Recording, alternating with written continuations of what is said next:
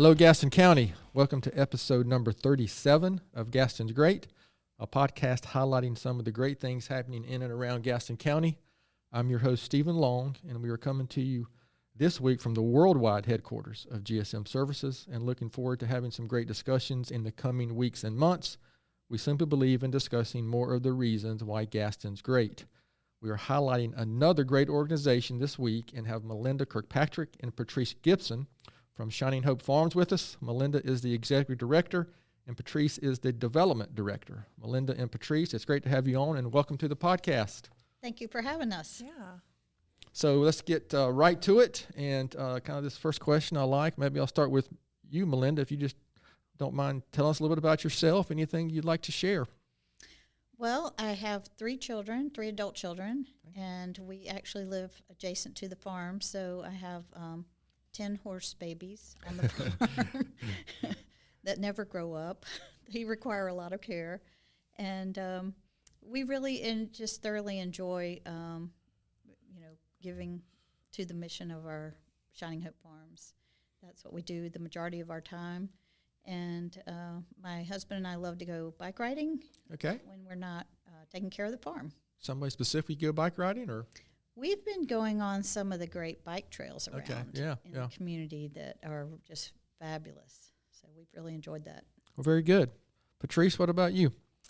So I have been working with Milinda for a while now, but I've known her my entire life. Okay. And so I remember when they bought their first farm in Mount Holly, and I just to see where it's gone is just mind-blowing. This is our 20th anniversary. We have 3 locations. It's just exploded. So it's been really neat, but I just got, those Facebook videos that you get, those little reminders of like 3 years ago today. Oh, yeah. We got a video of my 2 boys riding at the farm. Oh, wow. And okay. they were riding Oreo, and it was the sweetest thing because, to think like my family has also been, impacted and had the blessing of being able to benefit from this farm. And our program is it's really, truly amazing. But I'm from Charlotte originally, so I'm a unicorn, apparently. Right. And Charlotte is the gateway to Gastonia, right? Did you know that? Yes, but okay. I'm a local, and that's apparently unheard of. So. Okay, well, that might be a first on the podcast. I'm sure we've never referenced a unicorn on any of the podcasts, have we? Right, so we're getting off to a terrific start with this episode. So, thank you for sharing that. I mean, I know our listeners just like to hear a little bit about our guests. So, Linda, maybe go back to you. I don't know if this was a specific question that we shared, but Patrice mentioned 20th anniversary. Can you kind of share just maybe a brief history of the organization and how it got started? And Sure. So we actually, when my 2 girls were adolescents, they wanted to get into horses, and we joined a 4-H club.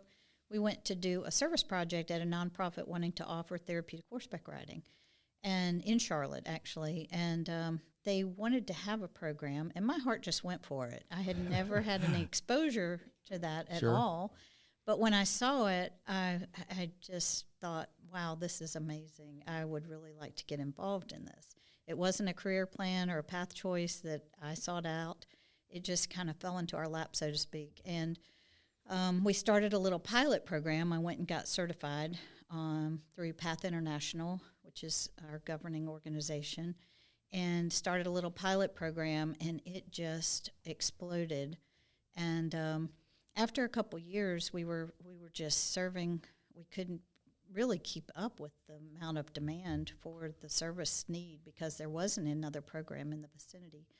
So the people that owned that property came to me and said, we need to sell our property. Can you relocate your riding program? And I was like, I'm just a volunteer. I thought this was your program. But we loved it, and my family really loved it. And so we went around and asked our participants, we said, if we went and found a farm, would you all want to continue with the service? And they were like, we're in.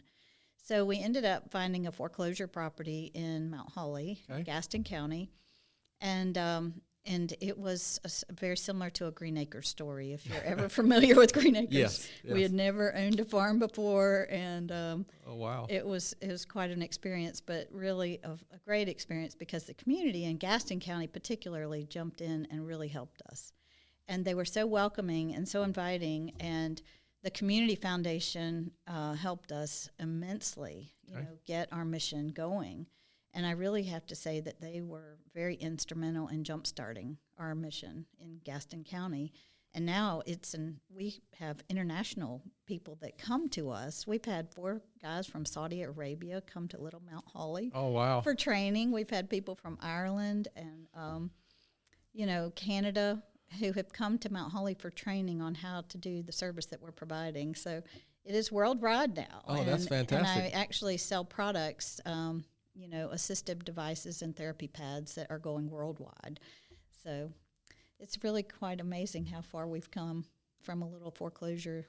Wow, that's a terrific story. And, another example of one of the reasons we're doing this podcast is to, I know lots of people have heard of Shining Hope Farms. I mean, I know of it, but the international piece there is a good example of, we most of our community probably has no idea, right, what's happening over there a lot of times in Mount Holly. Patrice, what about you? Is there anything you can share about how you got here or involved? I mean, you mentioned it a little bit earlier. Is there anything else to share? But is it some unique story other than knowing the family for so long? Or no, well, we had moved back here, my husband and I, and my 2 boys. We had moved back because we really wanted to be closer to family and put down roots. Okay. And so I was talking to Milinda, and I was interviewing, and I felt a pull to get back into nonprofits because I have a background in nonprofits. And we just got to talking, and next thing you know, she said, well, I need help with development. I was like, oh, okay, sure, I'll help you, And then it turned into helping with the golf tournament, and then just helping with other things, and then now, working in a full-time capacity and really helping set our farms and our programs up for the future. And so it's really exciting because nothing happens by chance. Absolutely, sure. I think everything happens for a reason, and it happens in the right timing. But I'm a planner, and I plan things out, and and this happened, and I just was like, okay, I'm here, let's go with it, and it's exactly where I'm supposed to be, and so it's really exciting to be part of this. And the funny thing is about that is when I approached Patrice about helping me with the golf tournament, I thought she had all this medical background. She was an medical office, lead administrative person. And so I had no idea that she had history or resume experience in nonprofit fundraising. And so when I found out, I was like, oh, thank you, Lord, but she was perfectly suited for what we asked her to do. So. Well, good. I mean, ding, ding, ding on the bell with the nonprofit fundraising, right? Yeah. So maybe, Milinda, get back with you. Can you tell our listeners what is the specific mission? I mean, what is it that you're trying to accomplish daily, weekly, and just your typical operations? So we had we started out with a therapeutic riding program, which there's a lot of them in the vicinity, but our niche and our specialty actually is a service that we call hippotherapy. Okay. Where we actually have a licensed healthcare professional, such as a physical occupational speech therapist. They're providing a rehabilitative therapy service using the horse's movement as the main treatment strategy. And it's amazing. They have found through research that the 3-dimensional movement that the horse makes actually mimics our human gait. So if you have a child in a walker or wheelchair that has never experienced what it feels like to walk in a normal gait pattern, if you put them straddling that horse, it not only stretches their joints and ligaments, but it teaches muscle memory to be able to walk in a normal gait pattern. So over the past 20 years, we've had countless children come in walkers and wheelchairs and learn how to walk or walk with a walker. And so it's very rewarding, so much so that we put our house on the market and bought that foreclosure because we were just like, wow, this is the best thing we've ever experienced, to be part of a life change for these families and their children. And the parents would come tell me just these remarkable things that their children were doing as a result of being able to utilize the horse's movement. So, excuse me, it was just phenomenal. So our main niche is clinical services, with the therapist. We have on-site clinics at each location, so we never cancel. They can go to the clinic for their evaluations and their progress notes and in inclement weather. So that was the main draw, and we wanted most of the programs that offer this clinical service around the country charge horse usage fees or facility fees in order just to make it work, because it's a very expensive service to provide. You've got a doctor of physical therapy or a master degree, OT or speech, and you got the horse and all the amenities. So, we really had a heart to serve particularly the poor and needy in the community, or the low-income families that never would have access to this type of program because they couldn't afford to pay the extra fees. So we went to great extremes to make the program accessible and affordable, and through the community's help, we were able to pull that off. And actually, they're using our business model now around the country as something to go by, rather than the model we were given to work with, which only served the upper middle class and the wealthy. They were the only ones that could really afford the service. Sure. So we're very excited about that. And one of our things that we like to say is we serve anyone without discrimination, particularly that of finances. We never turn anyone away due to financial reasons. So, and it's a hard feat. It puts a lot of pressure on Patrice particularly to help me, because like I said, the insurance reimbursements do not cover the cost of the therapies. Right. It doesn't cover the horse or the facilities. So we are constantly looking for help in that regard. But it is amazing. We have a lot of videos we have a YouTube channel, but we also have videos on our Facebook and on our website with just some, live footage of children learning how to walk, talk, sit up, hold their head up, and we actually started a veterans program more recently, and just some of the testimonies we've had of them, as a result of using the horse is just really keeps you going. It's very joyfully satisfying to be a part of rehabbing people's lives in such a positive way. Well, we'll talk about, before we finish, make sure our listeners know how to help, how to get in touch, where to find more information. But the website is terrific. I mean, I spent some time on it yesterday and today, and the videos there, and especially I actually enjoyed reading some about the horses and the names. That was actually very, very interesting. So again, that was a big chunk of information and things that you're doing. So that's a lot to absorb. But maybe Patrice, I'm not sure this is the right question, but can you talk about maybe, are there specific initiatives or programs? I'm not sure how you would word that, but that you're involved with or doing, or something within the organization that you can share? Or Yeah, so like Milinda was talking about earlier, the hippotherapy. Okay. So obviously we're doing PT, OT, and speech. We're serving children and adults with special needs, children mainly with the PT, OT, and speech. And then we have the therapeutic riding, which we help adults with special needs, and that's the veterans program. Our Saddles and Salutes program falls underneath therapeutic riding. And then, of course, the equine-assisted psychotherapy and mental health. And so it's something that we've been doing up in Conover, and then we're now trying to expand. How can we grow that at every location? Because the need is so great right now with mental health. Right. It's staggering when you start to look at the need in the community. And so we want to serve in that capacity as well. Now, can I assume, we try to avoid talking about COVID on the podcast. Have you seen a greater need the last 21 or 22 months with that, just with what we've all been dealt with? Absolutely. Almost 2 years now. Mm-hmm. And, it's fascinating because when we first started really trying to embark on mental health, my assumption was that it was going to be in conjunction with the veterans program, and be like, oh, this is perfect. Then, we can work that into the veterans program. And yet we have been helping more with youth, than anything else. Whether it's truancy issues and the phobias that these children now have, not wanting to go back to school, being just afraid to leave their house, afraid of the world. And so it's really broadened my awareness. They've lost that connection with the people they were interacting with all the time. Absolutely. Or now maybe they're afraid to go do the things they used to do, right? Absolutely. Yeah. So we are excited to help in that area. Right. So this next question I really like, and I'm sure you guys probably have hundreds of examples, but can you come up with maybe an anecdotal story, well, obviously without sharing specific information, but an individual or a family or something, an anecdotal story that maybe you can just share that you saw this occur and the end result has been great, or just anything you guys, this is for both of you, but Something to share along those lines? Do you want to share about the veteran, the woman? Oh, I can. Yeah. Yes. So, yes. All right. So we have a veteran that started in our program. She did 5 years combat back to back with no break. And from that suffered horrible insomnia.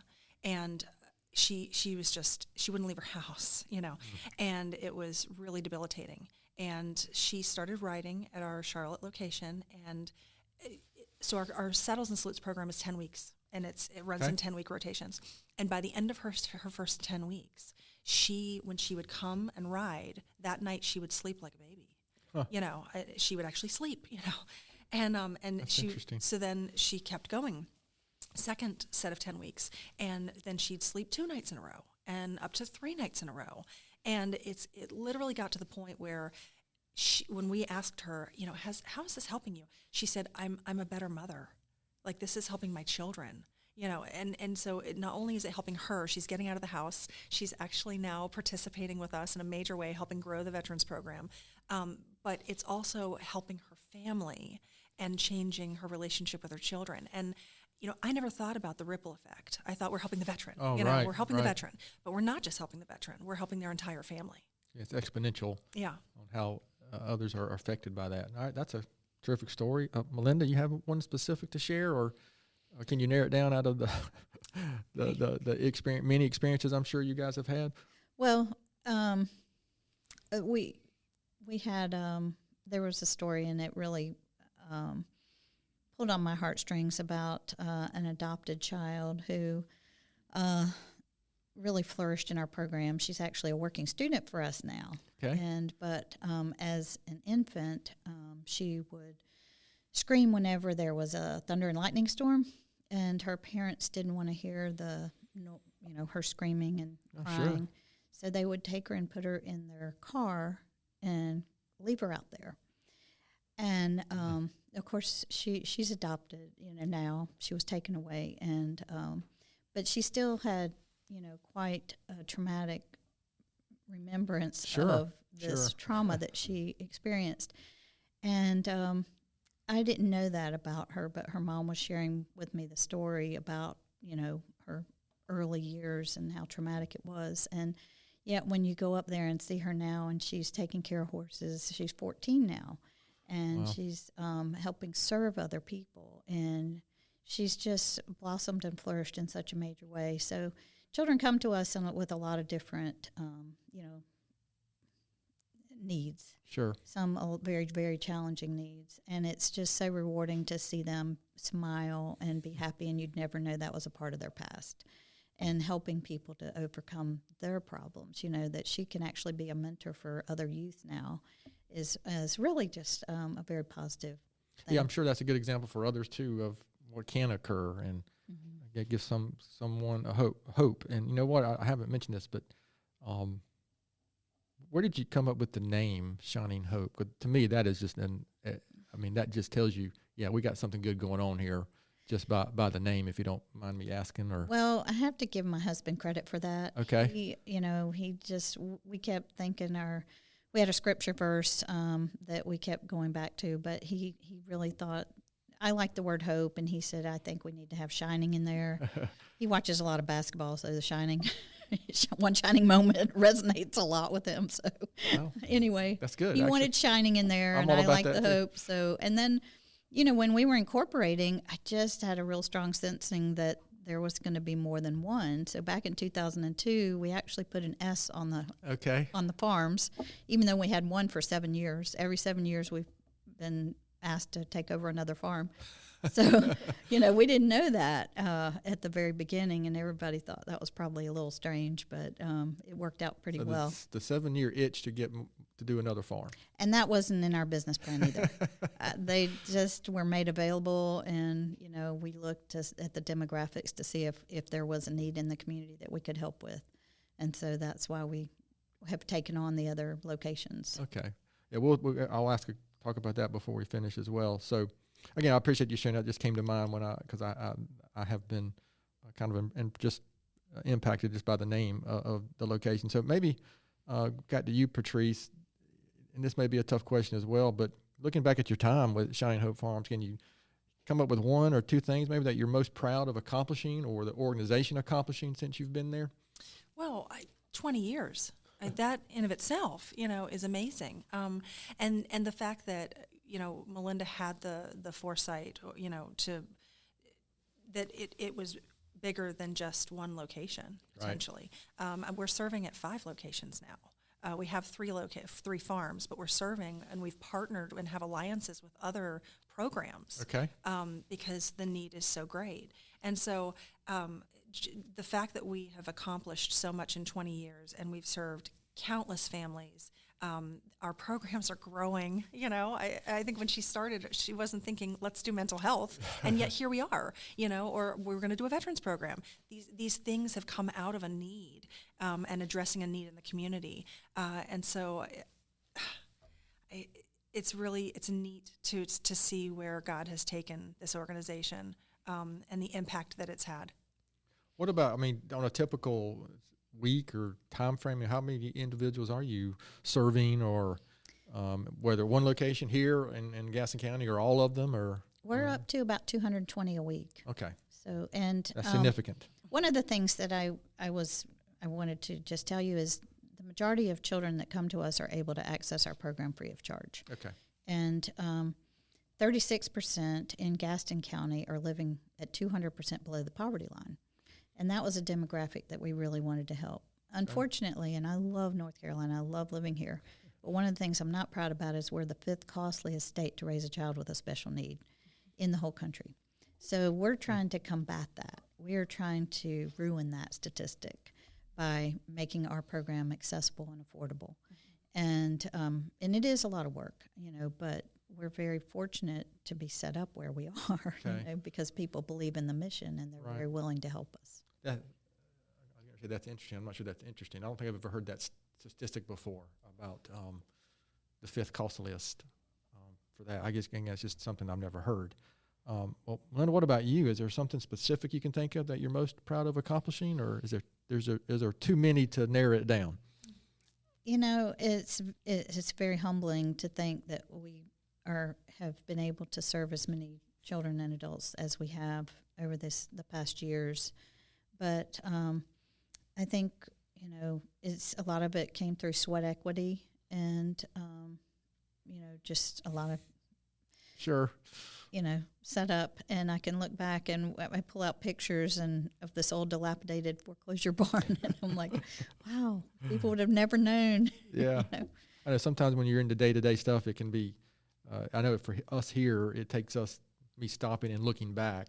Because sometimes day-to-day you feel like, oh, we're not growing, we're not accomplishing anything. It's just, but then you can look back and you can, over 20 years, I'm sure, and really see what has occurred. So just kind of staying with you, and this is a podcast about Gaston County. So why would you say Gaston County is better? Because, and again, and it's not just Gaston County, right? But we're focused here on Gaston County. But why is Gaston County better? Because Shining Hope Farms is here.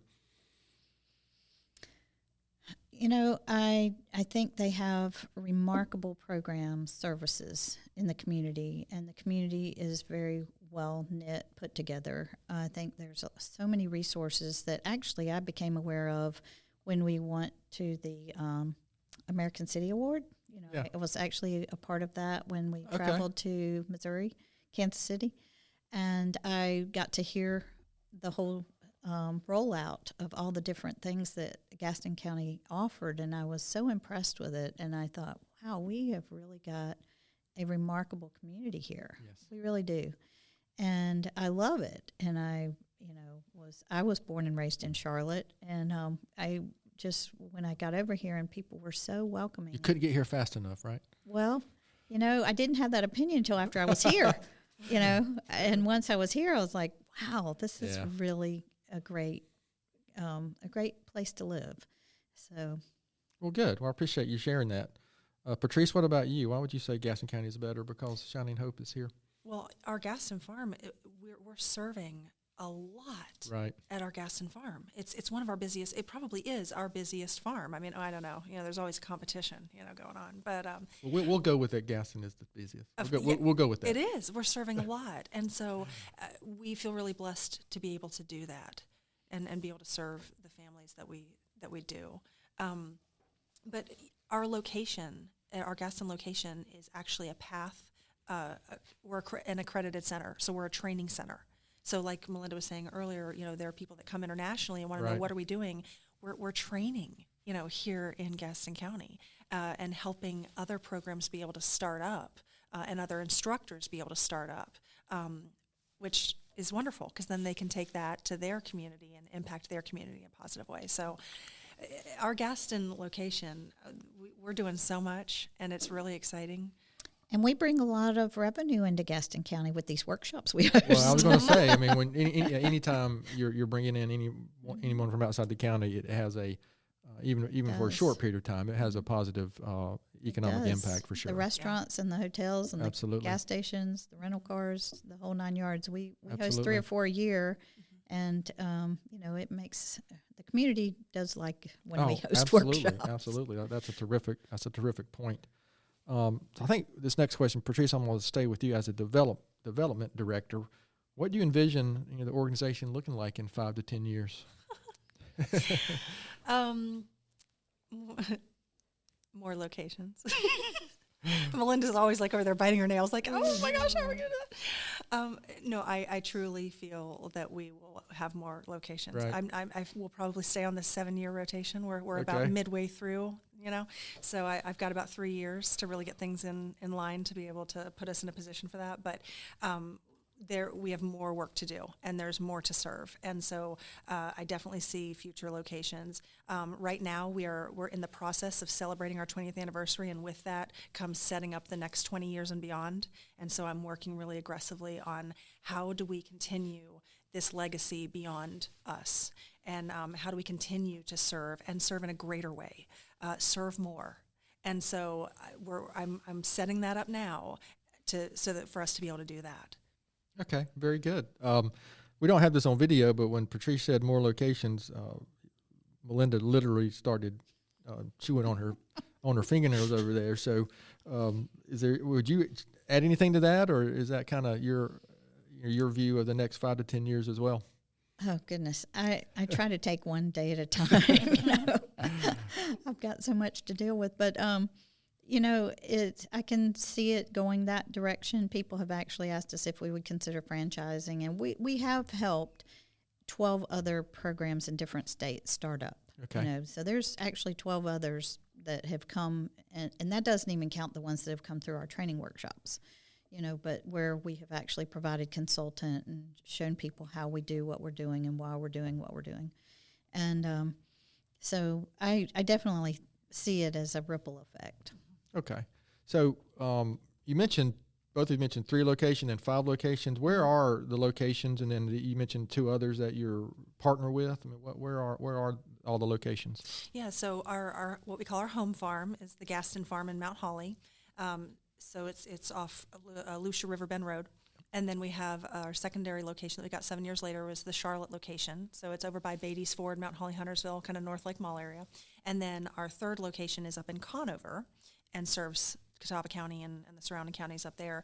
And then we have an alliance with Bit of Hope in Gastonia. And then we also have an alliance up in Concord with Wings of Eagles. Okay. So it's like Milinda said, it's never been something that we've sought out. It's come to us. Right. And so it's been neat, but we feel really good too because we are a PATH accredited center, and PATH is our regulatory body, and we want to make sure that the patients and the providers and the horses are all safe. And so those locations function the way we do, and so we can make sure that our patients get the best care possible. All right. So, and many people, I don't know how many people have heard of Lucia in Gaston County, but actually my mother was born in Lucia. Oh, And really? actually my grandmother and her parents lived in Lucia, and so I spent a lot of time growing up in Lucia. I have an uncle that still lives, 2 uncles actually, that still live there. So, and even my grandfather has a road named after him, John Fraser Road. Oh my goodness! Oh my well, our Lucia, farm is about a fourth of a mile from there.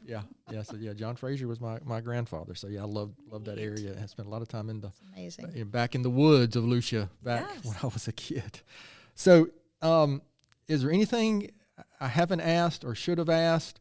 Anything you'd like to share specifically about the farms that I haven't, that I haven't asked? Because before we finish, we'll make sure our listeners know how to get involved and help if they need to or want to. But anything else? We just really appreciate being able to be an asset in this community, particularly. We really do, and that's what we're here for. We are here for the community in so many different capacities. So. I'm just very grateful, and thank you for having us. Oh, absolutely. Anything you'd add to that, Patrice, or is she covered? She covered it. And my interviewing skills are so good that we got all the questions answered. Elizabeth, Amy, laughing about that. All right, so we are going to shift gears real quick, and this is a podcast about Gaston County, and we do have a set of questions and it's really what your family and your coworkers are going to want to know about both of you. And since I think I heard both of you are from Charlotte, the gateway to Gaston, so this will be our guests are from Charlotte speed round of questions, but it's about Gaston County. Okay, so this is these are very important. So I'll start with you, Milinda. What is your favorite Tony's ice cream flavor? I love the salted caramel. Salted caramel. I think we've had one other person say that. A milkshake or just in a cup or cone? How do you prefer that? I usually get it in a cup with hot fudge on it. Ooh, okay. All right. Patrice, have you been to Tony's Ice Cream? So, oh boy, here we go. Well, I'm lactose intolerant. I know, isn't that tragic? It's tragic. When I'm asking a question about Tony's, it is kind of tragic. It's tragic. Sorry. But I do love anything cookies and cream, and prior to being lactose intolerant, that would be my go-to. So. Okay, very good. All right, I'll stick with you, Patrice. Sundrop or Cheerwine? Cheerwine all day long. Okay. Milinda? Cheerwine. All right, very good. Favorite local restaurant? Nellie's. Oh, Nellie's is good. Oh, yeah. Yeah, I could eat there every day. I would say, or string bean. They're both, very, very close to each other and very good, yes. Milinda, favorite outdoor activity in Gaston County? I think you maybe already mentioned that. The Whitewater Center. Oh, okay, yeah. It's very good. We actually kind of claim that here in Gaston County too, don't we? Patrice, It's actually very fun. Oh yeah, it is. Talk about something that's a well known out of Mecklenburg and Gaston County, right? Kind of sound like your organization might be more well known out of Gaston County than it is in Gaston County. Patrice, what about you? I would second that. Okay. Yeah, love Whitewater. All right, very good. So this is my personal question that I ask on every episode just because I can.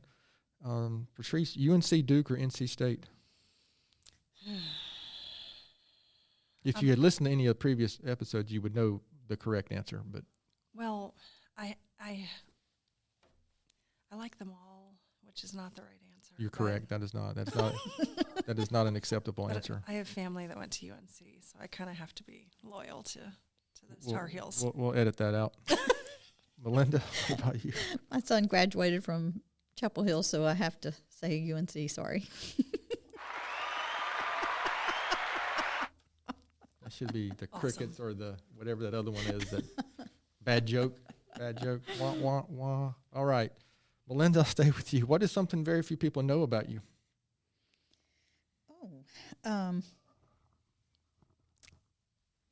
That I ride an e-bike. Oh, really? That's the first. Not sure what to say to that. All right. Patrice, what about you? I'm pretty much an open book, so I'm not sure that there's a lot that people don't know about me. But that's not an acceptable answer either.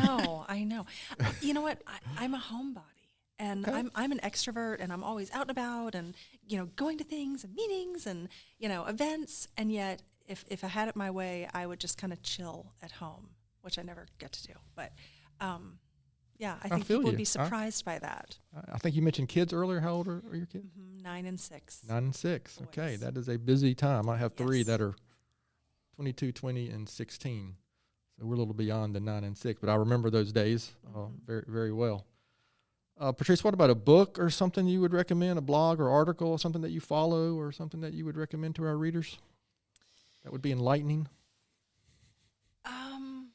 I know one book that has really helped me, and it's relatively old at this point, but the book Good to Great. Yeah, Jim Collins. Yeah, it's a terrific book. I still, utilize some of the things that I learned from that, and in terms of just working with people and leadership, I keep referencing it. I keep going back to it over and over. That one is on my shelf in my office. It never gets old. But it's a classic. And it's one that I try to read every few years. Mm-hmm. It's terrific. Melinda, what about you, ma'am? So I'm thinking Dave Ramsey, Financial Peace. We're teaching that course right now. Are you really? Yeah. I'm a big follower of Dave Ramsey and his podcasts and his Entree Leadership concept. Yeah. I'll probably tune into that quite a bit. Yeah. Yeah, that's a really good one. I wish I had known that when I was younger. Some of that stuff. Well, I appreciate you guys indulging us on some Gaston County specific questions. Try to this is a serious kind of topic sometimes we talk about, so we kind of try to throw some. NC State was the correct answer, by the way, if y'all weren't aware of that. I wondered. Okay. Well, my nephew went there, so okay, it's the second best. Where's your applause? Okay, then we'll go to we got a couple more questions and we'll finish up. And again, so Patrice, I'll go to you because I think Melinda kind of shared her thoughts on this one already. But besides Shining Hope Farms, why is Gaston such a great place? It's a close-knit community, and I think that it's a community of businesses and individuals that help each other, and I feel like that's been lost, and especially in the larger, cities. Right. You just lose that, and I appreciate that because we have board members that live here. We have, community partners, and it truly is a family, and I appreciate that, and that is needed, especially in what we do.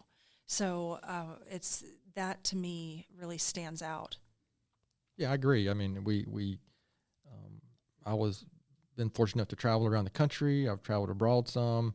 I spent 5 years away in Raleigh when I was younger, and I think Gaston County is a very unique place, and it's mostly about the people and the willingness to help others, and it's just a really unique and nice place to live. Would you add anything to that, Melinda? Or well, I was just thinking we ate at a restaurant yesterday, and the restaurant manager was he has opportunities in Las Vegas and in Dallas, Texas.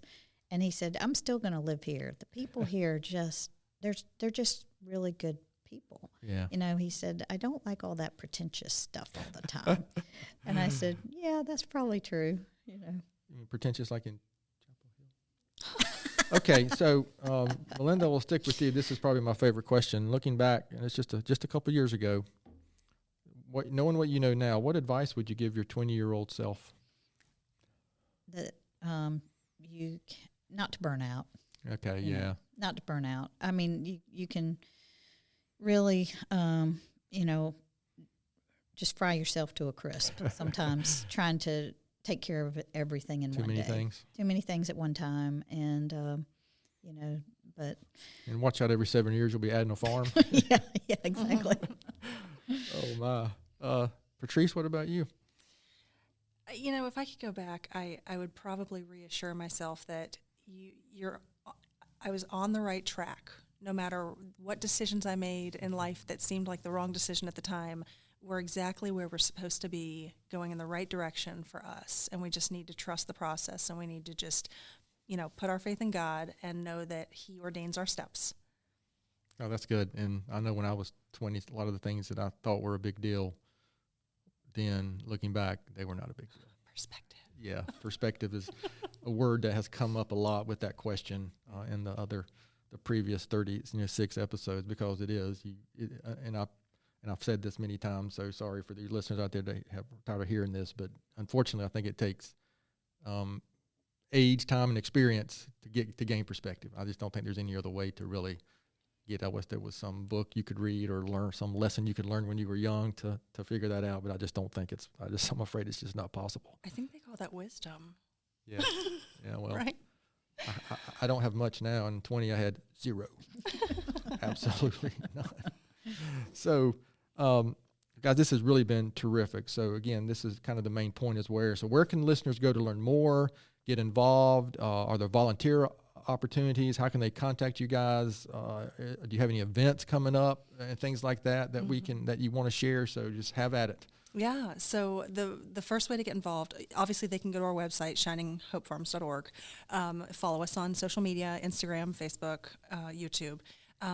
But if they want to volunteer, we have an entire volunteer process. We always need volunteers, and there's no one particular thing, like, oh, if I volunteer, I'm going to be out in the farm with the horses. Not necessarily. So there are tons of different ways to volunteer.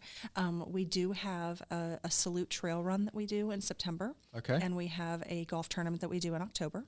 And they both raise money for various things. The trail run specifically raises money for our veterans program and provides scholarships so they don't have to pay out of pocket. So Milinda talked about offsetting those costs. So those two events people can get involved in, and that information is on our website. Of course, reach out to us, through whatever means to get involved. But we're definitely looking for community partners that want to come alongside us and want to help us make a greater impact on the community. So if they're passionate about veterans, if they're passionate about special needs, mental health, whatever it is, everybody knows somebody. And so if somebody can think of a company or an individual that could really help us, we always need that. We always need those connections. Okay, very good. Milinda, would you anything to add to that or anything you'd like to finish up with? Well, we have the Community Foundation run coming up. That's in and we're early April, yep. Yes, and so we are participating in that as always, and we like to promote that in Gaston County. It's been a fabulous event for us as a nonprofit historically. In fact, next week's whatever date that is, February 3rd, our episode is on a Community Foundation run. We had Ernest and Aaron here to talk about that. So, and we timed that one on purpose right after they start their fundraising. Mm-hmm. So if you're not familiar with the Community Foundation run, to Melinda's point, it's a good way to frankly donate to organizations like Shining Hope Farms, and they can get part of the match money from the Community Foundation. So it can just have a little bit of extra benefit from that if you donate through to the Community Foundation run. So. Well, guys, this has really been good. I learned a lot. It's another example of these, I wouldn't say a hidden gem, but I'm sure we have some listeners who maybe not be really familiar with your organization, and frankly, I'll admit that I learned a few things. I had no idea you had 3 locations until I went on the website as an example. And it's really, again, I think I mentioned this earlier, but I learned about the horses and just everything you guys do. And again, I'll just stress that the website is really good, and you can really learn a lot about it. So I'm going to finish up with my own, like I do every week, my own book recommendation and maybe my quote for the week. And my book recommendation this week comes from 2 gentlemen named Kevin Lehman and William Pentak, and it's called The Way of the Shepherd. And it's a leadership book and a fable about how to lead teams and how to do it in a way that's more of the, frankly, the shepherd version as opposed to maybe the old school, what would I call it, the hammer type of leadership, but something it was a book that we studied here at GSM during some of our leadership studies last year. Again, but that's just a terrific book I would highly recommend. And now, quote of the week, I'm going way back from Confucius. I'm not sure I even spelled his name right on this piece of paper, but he had a lot of wisdom, and he said, our greatest glory is not in never falling, but in rising every time we fall. So that takes me back to, unfortunately, failure and falling down is maybe our greatest teacher. But the key is to kind of get up and keep going and knowing you're going to get to that 4th, 5th, or 6th farm for Shining Hope Farms in the next, what would that be, 10, 17 years? If you got 3 years left, it'll be the next 3 and we'll come talk about it again when you have the next farm. It'll be our 422nd episode of Gaston's Great. We'll talk about it. So our listeners out there, thanks so much for taking the time to listen to today's episode. Please spread the word if you can about the podcast, and please don't hesitate to contact us at our email at podcast@gastonsgreat.com. We're always looking for suggestions for future podcast topics and guests. You can find the podcast and subscribe at the website, gastonsgreat.com, or anywhere you listen to podcasts. Please follow us on our social media platforms, and please go on and give us online, give us a rating. That is, if it's 5-star. Apparently that helps get us noticed. If it's less than 5-star, we would appreciate if you wouldn't do that. So thanks again to Milinda and Patrice for being our guests today.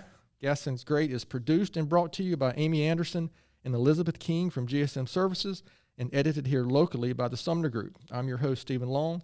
Thanks again for hanging out with us, and please keep coming back to hear more reasons why Gaston's great.